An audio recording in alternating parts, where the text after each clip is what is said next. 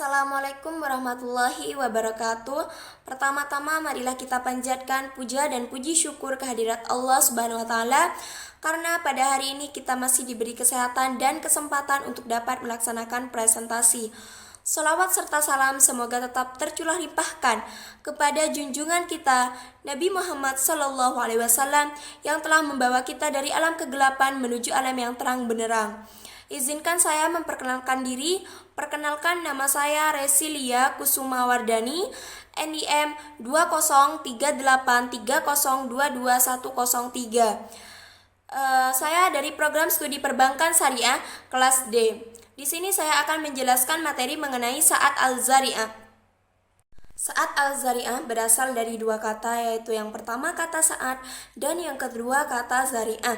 Yang pertama kata saat berarti menutup celah, menutup kerusakan atau mencegah dan menghindari. Sedangkan kata zari'ah adalah jalan yang menuju kepada sesuatu secara baik ataupun secara buruk. Jadi pengertian saat al-zari'ah adalah menutup celah, menutup jalan yang menuju kepada kerusakan yang bertujuan untuk menghindari maupun mencegah kerusakan tersebut. Perbuatan-perbuatan yang dilakukan oleh setiap orang, setiap manusia itu pasti memiliki tujuan tertentu, entah itu tujuan baik ataupun tujuan buruk. Perbuatan-perbuatan yang dituju oleh seseorang telah diatur oleh syarak dan termasuk dalam hukum taklifi, di mana perbuatan-perbuatan pokok yang dilarang atau yang diharuskan itu harus didahului oleh perbuatan pendahuluan atau perbuatan perantara. Contohnya yang pertama berwudu. Berwudu adalah perbuatan pendahuluan atau perbuatan perantara, di mana wudu hukumnya sudah ada dalam Al-Quran. Oleh karena itu, hukum perbuatan pendahuluan atau hukum perbuatan perantara dan hukum perbuatan-perbuatan pokok yaitu sama-sama wajibnya. Yang kedua yaitu berzina.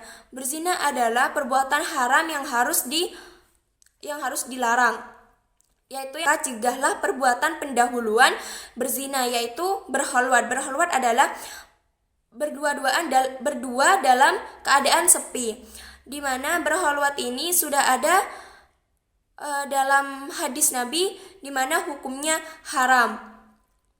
Oleh karena itu, perbuatan pendahuluan perantara dan perbuatan pokok yaitu sama-sama haramnya. Kemudian saya akan menjelaskan pengelompokan saat al-zari'ah. Dari segi tingkat kerusakan yang ditimbulkan, Abu Ishaq As-Satibi membagikan 4 zari'ah. Yang pertama yaitu zari'ah yang membawa kepada kerusakan pasti. Yang kedua zari'ah yang membawa kepada kerusakan menurut biasanya. Yang ketiga zari'ah yang membawa kepada kerusakan menurut kebanyakannya. Dan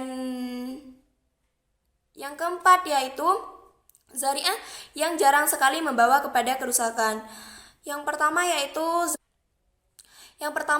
zari'ah yang membawa kepada kerusakan pasti. Misalnya, meminum minuman keras itu adalah perbuatan yang dilarang, di mana jika meminum, ia akan mengalami kerusakan dirinya sendiri, yaitu kerusakan akal, kerusakan kesehatan. Jadi, kita harus menghindari maupun mencegah hal perbuatan atau perbuatan tersebut. Yang kedua yaitu zari'ah membawa kepada kerusakan menurut biasanya. Seperti si A ingin menjual anggur, itu boleh saja. Tetapi jika si A menjual anggur kepada si pengolah minuman keras, maka itu akan membawa ke jalan kepada kerusakan.